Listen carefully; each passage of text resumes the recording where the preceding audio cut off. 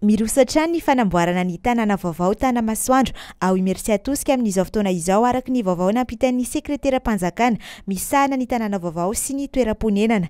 Amin'izao fotoana izao dia mandeha hatrany ny fanamboarana ny lalana lehibe na ny avenue principale izay mirefy 1,5 kilometatra ho hatrany izy ireo. Raha ny vinavina dia hovitaina amin'ny volana aprily izao ny fandrakofana tara ity lalana ity. Araka ny fanazavana ihany koa dia efa vita terrassement ny toerana norenana ny cité ministérielle ary anomboka tsy ho ela amin'ny titona ity ny asa fanamboarana ireo trano vaovao ipetrahan'ireo ministera.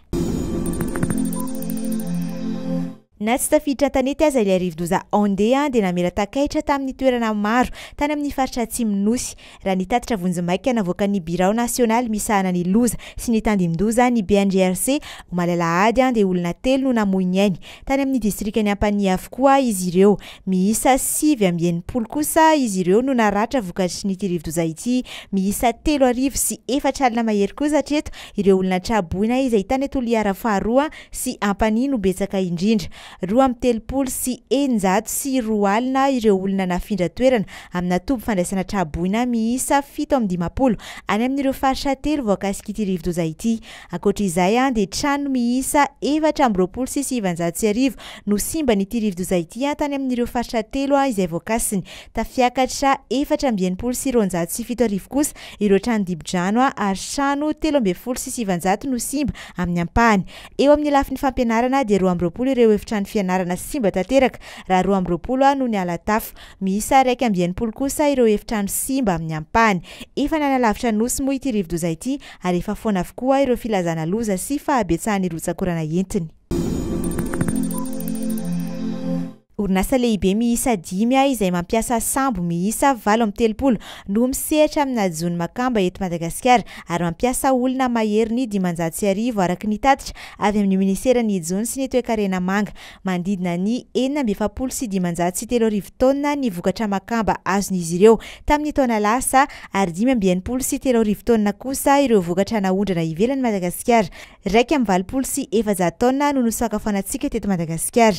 Izany rehetra izany dia napidi-bola mandidina ny 12 lavitra ariary ho an'ny fitondram-panjakana. Raha ny vokatra izay naondrana kosa dia mandidina ny 500 lavitra ariary. Miverina ny sokatra ny fanjonoana Makamba eto Madagasikara rehefa nikatona hatramin'ny volana Desambra lasa teo. Ny iray Martsa teo izany no niverina ny sokatra. Efa vita ny 700 ny lalambe mikodana hampifandray mivantana ny lalam-pirenena faharoa sy ny seranatsambo ny Toamasina na ny voie rapide izay mirefy 5,80 kilometatra ataon'ny orinasa Sinohydro hoy ny ministeran'ny asa vaventy. Nijery fotony ny asa tany toerana ny ministry ny asa vaventy Rafidson Richard Théodore ny farany herinandro teo. Vinavinaina ho vita tanteraka amin'ny volana Oktobra ho avy izao ny asa na farafatarany mialohan'ny Desambra 2024. Ankoatra ny lalana ho an'ny fiara roa mandroso sy miverina dia isy tetezana orona ihany koa amin'ity arabe ity.